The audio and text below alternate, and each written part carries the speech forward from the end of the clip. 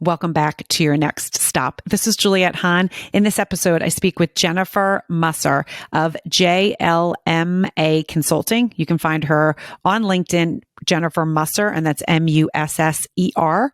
You can also go to her website which is jlmaconsulting.com. Jennifer went to Villanova to be a vet. She thought that she was going to be a vet her whole life. It was something that fascinated her. She loved that until she had to take chemistry. And it's a really touching story when she realized that that wasn't going to be her path until she walked into the business school and fell in love, got a job before she even graduated in the finance world in New York City, spent many years there, then opened up her consulting company after kids.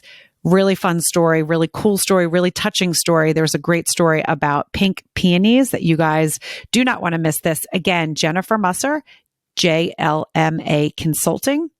And you can also find her on LinkedIn where she spends most of her time, Jennifer Musser, and that is Musser. We will see you guys for our next episode. And again, if you are not aware of this, I am a consultant where I help people with their stories. So I help people if they're a small business, entrepreneur, influencer, micro influencer, even if you're in the corporate business world and you do not know how to tell your story. Maybe you have a crazy story that you don't know how to put the pieces together to connect deeper with an audience. Or maybe you think your story really isn't that a big deal, but what you don't realize, there's parts of your stories that are going to connect deeper with people. So if you're trying to get your story out, whether you're going on the podcast circuit, because that's a great way to grow your business, great way to get your story out there, or you're doing the media circuit, or you're just doing networking events and you need help taking those pieces of your story that are going to connect deeper with people. Because what do I say all the time? Stories connect us. Reach out to me. I will help you. And I'm really excited about this. I love this part of my business. I love this part about my story. And I will give you a free 30-minute consultation to see if we are a match. Again, if you do not know how to formulate your story or you don't know how to pick the pieces out to connect deeper with people, I can help you do just that. We will see you for next episode of Your Next Stop. Don't forget to listen in for Jennifer Musser, JLMA Consulting, and we'll see you guys soon. Have you ever been listening to your favorite podcast and that moment comes up and you think, oh my gosh, I need to share it? Well, now you can with Picked Cherries. What I love about Picked Cherries so much is that when I'm listening to my favorite podcast and that moment comes up that I want to share, I can take a snippet, which is called a Picked Cherry, and I can send that to my friends and family so they can get involved in the podcast that I love. It's almost like sending an IG or a TikTok. Available now, iOS and Android. If you're not picking cherries, are you really listening to podcasts? Hello, welcome back to Your Next Stop. This is Juliette Hahn, and I am here with my next guest. You know, I say it every single time, but I have to because I'm really excited for you guys to learn about another story of someone that followed a passion and turned it into a business. So welcome, Jennifer Musser. How are you? Good. Thanks for having me, Juliette. Yes, I'm excited. So I'm excited to dive into this, but I want everyone, I know in the beginning of this episode, when it goes out, I will share where they can follow you, but it's also good as people are sitting and listening. Sometimes they like to search around on the internet and see what everything's about. So you can find Jennifer on LinkedIn. You can also find Jennifer at her website, which is JLMA Consulting. Is that correct? Yes. Right. And .com. And then also on Instagram at JLMA Consulting. And so you can kind of find out what Jennifer is doing. So let's get into this. Yes, I'm excited. I'm so excited. I woke up excited to do this today with you. Oh, I'm so glad. Okay. So what I always do, I always start my episode is just give us a little background about who you are, where you grew up, if you went to university, and then we'll kind of get into the meat of the episode. So I grew up in a town called West Colville, New Jersey, northern New Jersey. If anybody's out there from the Montclair, Roseland, Livingston area, not far from New York City, I actually live in that town now. And let's see. So I grew up with both my parents were in the public education system. They're retired now. My dad retired as a principal of a high school in Morris County, New Jersey. My mom was an elementary school teacher, taught for second, third grade. Both had careers of 35 years approximately.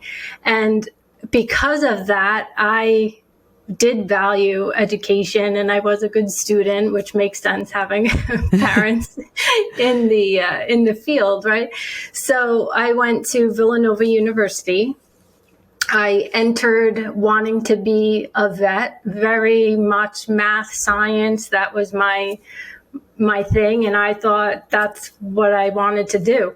And from a very young age, well, fast forward, and I graduated as a business from the business school there as a finance major, and went off to start my career in New York City. So what you go in as may not be what you come out as. So right now, what made you pivot with? So you obviously loved animals. I mean, yes, you had, and I know that's when we connected. That's what you said, because I'm a huge animal lover. Everyone knows. So you went in kind of thinking, since you were also strong in math and science, it made sense. You love animals. What made you pivot, at Villanova to kind of go more into the business finance? Chemistry, advanced chemistry. So, put me in calculus and I was fine, but put me in organic chemistry, not so much. And I learned a lesson at a young age because I was so determined, and like many young people are who think they know what they want to do, I felt like I was failing by, why can't my mind bend this way? Why can't I do this? And so that was a huge lesson before the age of 20 for me. And then I thought about, what do I like? And where do I go from here? And I had friends in the business school, so I talked to them about what they were up to. And I'm very much a people person. And so I met with, long story short, I met with a advisor in the business school, and I just felt it. It just felt right. And from the first time I walked into that building, it just had a totally different vibe, and it was very much who I thought I wanted to become. It just felt right. Right. And, it's so interesting because my story, my listeners know I went into school to be a corporate fitness major. And the second I had to take anatomy and physiology, I was not good in science. I'm dyslexic. And so my struggles were really in math and science. I was, English and history, I was actually okay. Funny enough. Then that's what people always, they're like, wait, dyslexia, reading. And I'm like, yeah, there is some of that, but it's also just, it's a different way that you learn and process. And so science was torture for me. And I remember walking in and sitting down and them going through it and me being like, yeah, no, there's no way. This is so uncomfortable. And like you said, it was almost like, but wait, this is what I thought I always wanted to do, and not always wanted to do, but this is what I'm supposed to be doing, right? This is what I'm good at. Why does anatomy and physiology have to be in here? Of course, obviously you have to know about the body and the way it moves when you want to be in fitness. I didn't think of it that way. And so it is one of those things that you pivot. I pivot into communications, which again was, I was like, oh my gosh, this is what I'm supposed to be doing. But it is a little bit of a flailing thing. And I do think it's really important, though, as young people, I always say it's really important to know what you don't want to do versus what you want to do. And I think so many people, even right now, my son's a junior and they're like, okay, well, what do you want to do when you grow up? I mean, who knows what they want to do at 17? You don't want, 16, 17.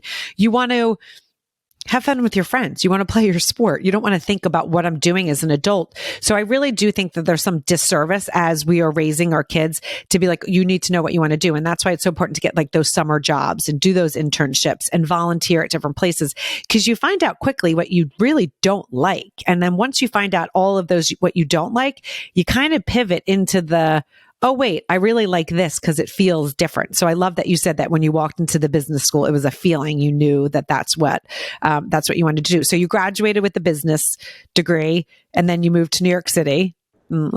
Tell us more. So I started my career in New York City, and that was something that in business, I mean, at the time when I was in school, New York City, it still is. It's such a global hub, but that was, who was going to Goldman and who was going there. And if you landed a big job out of college, it was like a wow.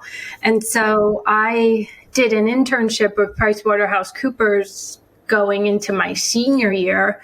And I loved it, absolutely loved it. Talk about feeling something. So by mid-September, I had agreed to come on board with them of my senior year. And some of my friends were like, you have a job, it's September. So that was an awesome feeling. And I stayed there for 4 years. That was in their financial advisory services group. And I learned a ton, and it was just so fun. A bunch of us, it just kind of, we grew up. You're just immersed into this new culture, and you come up together, and it was really fun time. It's a great feeling, because I know I went into advertising sales. So I did, even though I majored in communications, radio, television, and film, I then went into the advertising sales part, because that really felt like my home. I knew I wanted to move to New York. Like you, I got a job before I graduated, but it was May. So it was like, the end of April, May, but I knew I wanted to be in the city. I grew up in New Jersey as well, but down in southern New Jersey. And I just loved the city. I loved the feeling of it. I loved the energy you got when you just literally you cross the bridge and you're like, it's just this feeling of New York City. And I think it's so special. And then when you're first working, it's that group of young people that are all learning about the city. You all go out together. You go to the local bar, you have, your cocktails out, if that's what you do, but that's what we did. You have a cocktail. Very much so. Yeah. It was like, okay, where are we meeting? If we went to the gym, we went to the gym, but it was really such a special time in my life as well, because it was just, I was growing up and just happy to wake up every day. Like literally I would look out the window, and it sounds so corny, but it was like, oh my God, I'm here. I'm doing something that's really exciting, and it's all my hard work. Now, school was really hard for me because of my dyslexia. I did play 2 sports in college. And so it was like, almost like I made it, right? I did something that, my teacher said I wasn't going to do. I did something that my guidance counselor said I wasn't going to do. F all of them. I am here and I have made it. And it's a great feeling to be surrounded with that. So I love that you kind of had that same experience. Absolutely. And I lived in Jersey and did the commute thing. So I wasn't immersed in the day and night, but you'd go out. It's amazing what you can do at such a young age, right? Because you're out having fun until whenever. And then for me, I had to go back home and then come back and do it all the next day. But I couldn't do that now, put it that way. Right. Yeah. No, either can I. I've tried, but it doesn't work. So you were with them for 4 years, and then where did your journey take you from there? So I stayed in the consulting world for several more years. So I left for a promotional opportunity, went to another company called Duff & Phelps. They've since been acquired by a company called Kroll that I also worked for. And that was a really exciting time too, because we were building, I was in valuation consulting at the time. So we would work on a lot of merger and acquisition stuff and value entities and intellectual property. It was very cool. So I went there and we built a practice. And looking back, I was thinking about this, getting ready for your show. It kind of makes sense where my journey ends up, because that was one of my favorite experiences. We were building something and really making a go of it. And that was fantastic. Global travel, which I also did at PwC, but global, like I went to Tokyo twice and London like it was nothing, and Paris, and being able to work and do that was awesome. Right. And especially at a young age too. Oh yeah. Amazing. I love that time. And you just kind of do it. And it's such an experience. So I encourage that kind of, if you have the opportunity to go somewhere and see another culture, and the way that, one of my clients was in Paris, and we did what we thought was a presentation to get ready to go there and deliver it. And he looked at it and was basically said, this is garbage, because it was so, their culture is just more formal at that time anyway. And what was normal for us, he thought was perfect.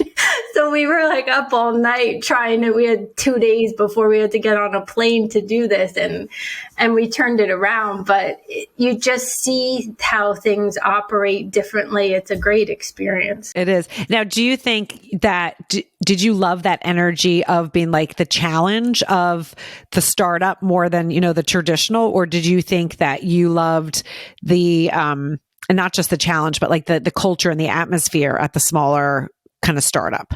I like the energy of when you're working with other people and you're building something that is what you're going to put your name on, your stamp on, you're going to be part of it, however that is.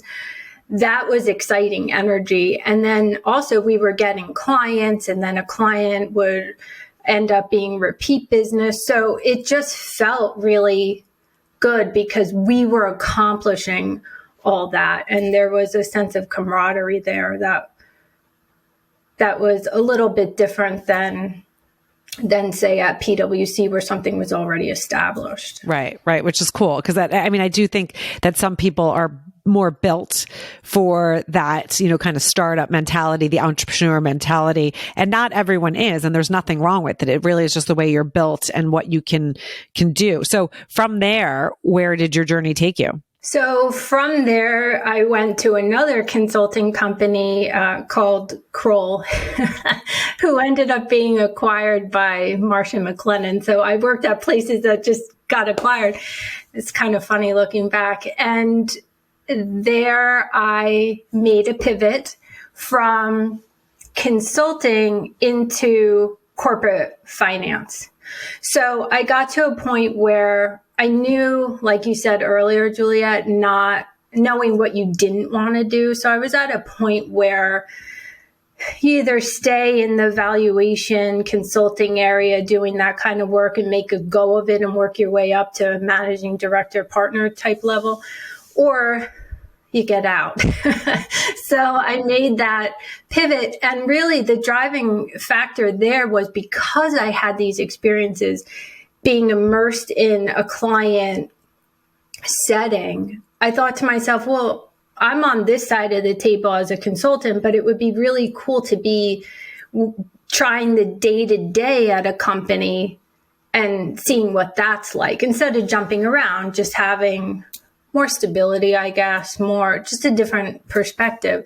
And so I did that for a while. And then I became a mom, and then I had to kind of reassess, what does Jennifer want to do? And I made a go of the corporate thing again. And then another pivot came when I was working for a company who was owned by private equity investors, and they were going through a turnaround situation, restructuring. And long story short, I fell in love, and talk about like a light bulb going on and passion for something. And again, Juliet, that goes back to the whole building something, because you're in this situation where something's not working and you kind of have to take a step back and be like, what are we going to restructure? What are we going to redo? How's it all going to come together? It's kind of like taking a huge puzzle apart and then putting it back together again. Right, which is fun. Some people's brains just love that. Right. Yeah. So I loved it. Absolutely loved it. And I was on a turnaround path. So why I chuckle is because the turnaround was so successful that I ended up leaving the company, because it was bought by a company based in still in the States, but in another state, and they were closing the corporate office and all that stuff. So then I had this other time to figure out what Jennifer wanted to do. But the day I left, my last day there, I'll never forget, like, I had certain songs I was listening to, and the sun was shining, and somebody who was on my team gave me these beautiful pink peonies, which is a separate story. So I didn't know where I was going, but I knew it was going to be really good and I was ready for it. And some of your listeners, well, a lot of your listeners have that experience from what I've heard on your show. Right. Now, so how old was your child? And you just had one at the time? Yes. So this was 2017. So he was in 4th grade, getting ready to start the middle school life. Right. So now you find yourself in between kind of situations. And I do want to know about the flower story, if you could share that. Okay. So pink peonies are my thing. It's my favorite flower. But the reason why it's my favorite flower is because my mom's mom had pink peonies. And as a kid, I remember the way they smelled. I remember her cutting them and bringing them in the house, and my mom always liked them. So when my grandma passed away, I was in college, and my mom, thank God she was thinking clearly about it, so she transplanted them from my grandma's house to my parents' house.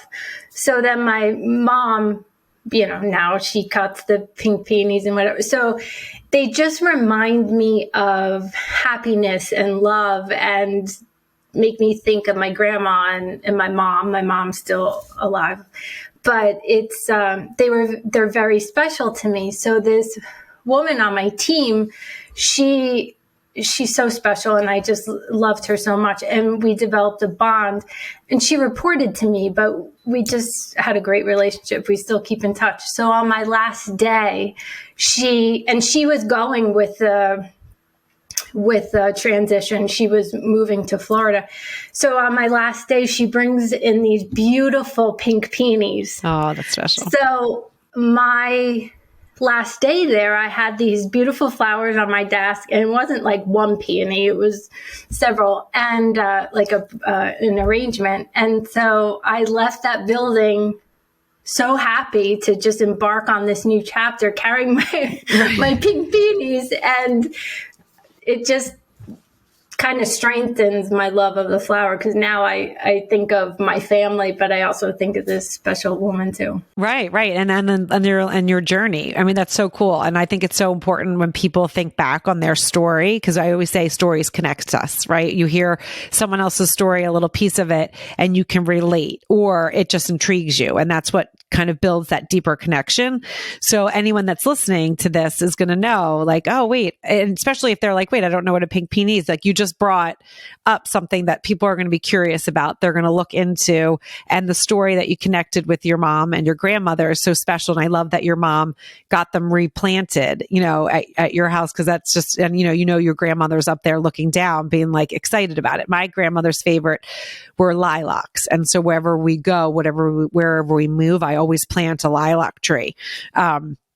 And so that's like, I think of my grandmother. I think of the smell. I think of, why she loved them. And then we growing up had, and probably not on purpose, but like a huge lilac. It was almost like, it wasn't even like a tree. It was like a giant bush entangled into, it wasn't very pretty, but it produced the most beautiful lilacs. And so I always think of like my backyard. I can picture it exactly where it was, on the side yard. And so I think it's really special for us to think back on those things, because it brings joy. So I love that. So when you left here, your son was in 4th grade, ready to go into the middle school, and you kind of were at a crossroads. Were you thinking, okay, I want to go back? Do I have to go back? What do I want to do? And so take us through that, please. So it was, like many moms feel, a conflict, because on one hand, your career is so important to you. And then on the other, family is another aspect of who you are. And then there's the third of just who you are, like who Juliet is, who Jennifer is.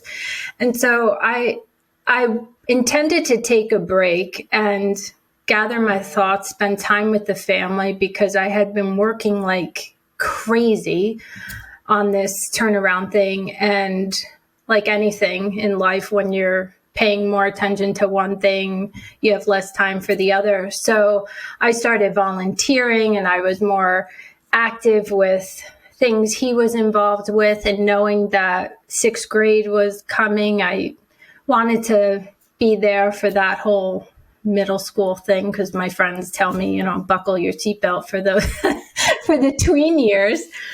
And so I took a much needed break, really, for myself, for my family, even spending more time with my parents. My dog was old at that time. She was like 16. So I took the break, and then COVID hit. And well, I should back up. So to answer your question, I was thinking, well, what do I want to do? And I knew I wanted to go back into consulting. And when I told some people that in my corporate circles, they were kind of like, oh, really? Because they just were like, why do you want to do that? But I knew I wanted to do it. It was just a matter of, how does Jennifer get on that path, and what does that path look like? What kind of consulting it is? So then COVID hit. So I was interviewing and stuff, but I was very selective at that point because I wanted to wake up happy to do whatever it was that I was doing. And so then COVID hit, and I just went into this after few months of COVID when it was dragging on. I kind of went into this self-reflection journey. So many of your listeners have probably embarked on that themselves. What's working, what's not working, where do I want to go, and what do I want to do? And there's a story behind the story there, but I basically said, I'm done with what ifs. I'm done with the risk aversion, which I was a very risk averse person. So, and I don't mean I didn't jump out, I didn't skydive and stuff like that. There were certain, and I think that goes back to I had a very stable, steady upbringing, and that definitely relates to that. And then the career that I did at that point, I was helping clients mitigate risk. And so it was just so ingrained in me. So one day, I'll never forget, I was sitting at my kitchen table and I was like, I'm doing this. I'm going to go out on my own and make a go of it. And it was a really good feeling. But again, it's like when I left the building with my pink peonies and got in my car, I didn't know where I was going, but I knew it was going to be really good. And that was the end of 2020. Okay. Wow. So tell us what your company does. And then I want to get into, some more questions of that, but, share with the listeners what your company does. So I help small business owners develop tools for their financial and operational areas. So I help alleviate stress that comes with growing a company. And by financial and operational tools, I mean things like simple decision making that may not be so simple when you're in it. You need help. It could be budgets and forecasting and projects, strategy. I offer strategy sessions, and my vision was to offer customized solutions, because when you're working with small businesses, your business may have similarities to mine, but we're different, and we may be on maybe on the same path, but different steps along the way. And so I really get to know my clients and talk to them about where they are, what their biggest challenges are, where they want to go, what their priorities are, what they're procrastinating. And so it's a very customized thing.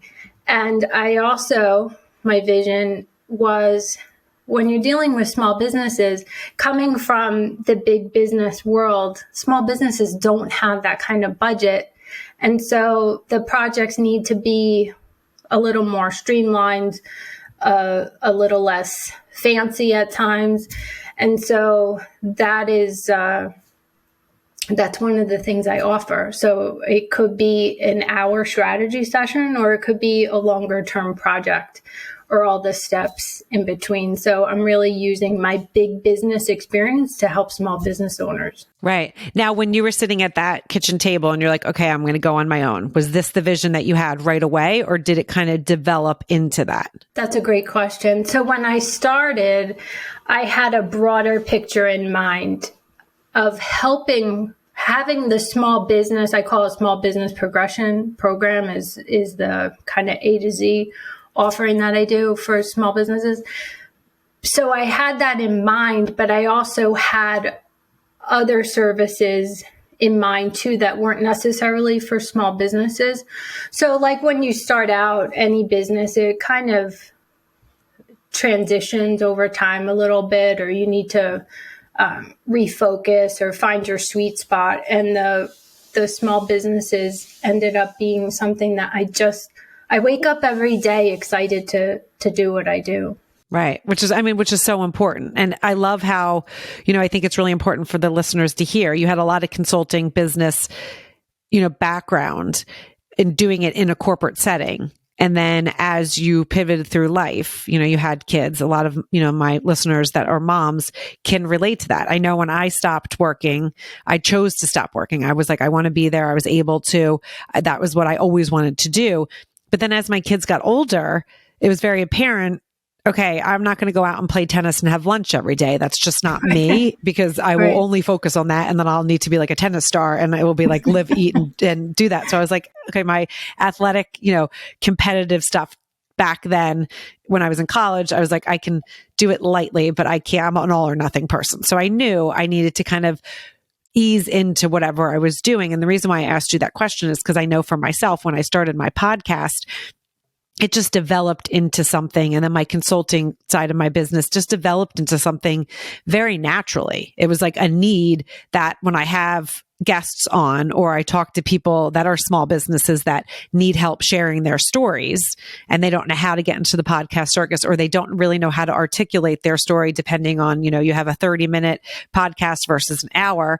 And I help my clients do just that. And that really kind of just came about because I had people approaching me, and I wasn't even in the beginning charging for it, because I was like, oh, this is what I do. I love doing this. And it was like, okay, can you help me do this? Can you help me do that? And then I realized, wait, I'm doing this all the time, but I don't have the time to do it for everyone. And I would love to put more time into it. This is what I should be doing. This is what my consulting side of my business is doing, where before, I was consulting and kind of helping people follow that passion and find that passion. And I still do that, but this is really what I was meant to do. I was really meant to work with small businesses, influencers, podcasts, people being able to share their story, being able to articulate it, because there's points, just like the pink peony story. Like, people got to know you a little bit more because of that little thing. And I know that I'm good at asking those questions, but it's because I've been doing this for as long as I've been doing. I've been talking to people and interviewing people through the podcast. But really, when I was born, because of my dyslexia, and this is part of my story, I realized that when I spoke and talked to people, I connected at a deeper level. I connected in a different way than when I was sitting and doing work.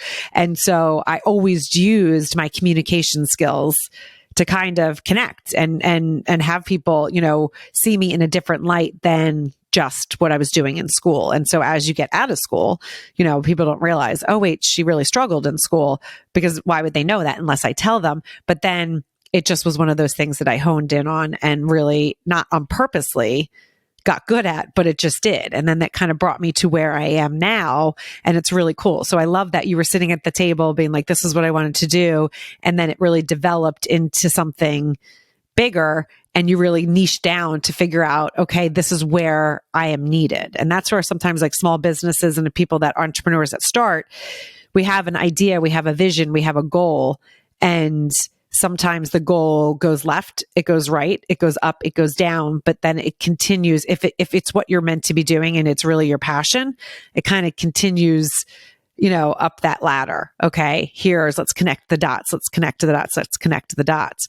So, again, tell people where they can find you. I know we did it, and we're going to do it in the beginning again, but like where you hang out the most would be great. Okay. So the website is jlmaconsulting.com. On there, I have an enlightened leadership blog where I write and post, and not everything I write, but the stuff that I think would be useful is there. So you could all check that out. Instagram is JLMA Consulting, and LinkedIn is Jennifer L. Musser. So I hang out on, it's a mix of LinkedIn and Instagram now. I find that I kind of have two different audiences, and there definitely is some overlap, but some small business owners aren't on LinkedIn and they're on Instagram. So I try to hang out on both areas. That's great. That's great. So give my listeners this, and before we end, just really, what kind of is that, as you talked about, like there's been a couple times where you've talked about feelings, like you had that feeling you walked into the business school, you did that feeling when you worked at that one company where you were really growing things.